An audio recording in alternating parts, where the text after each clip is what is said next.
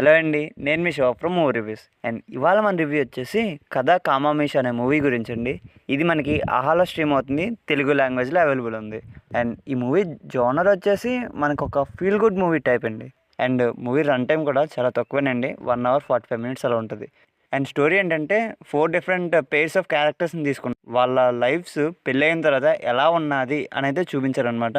And feel good టైప్లోనే.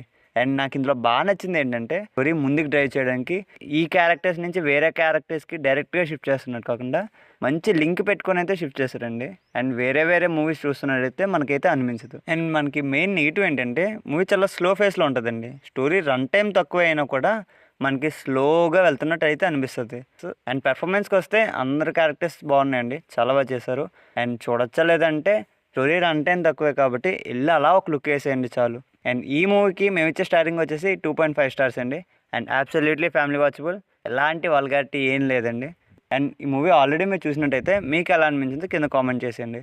And that's the review guys. Thank you for watching.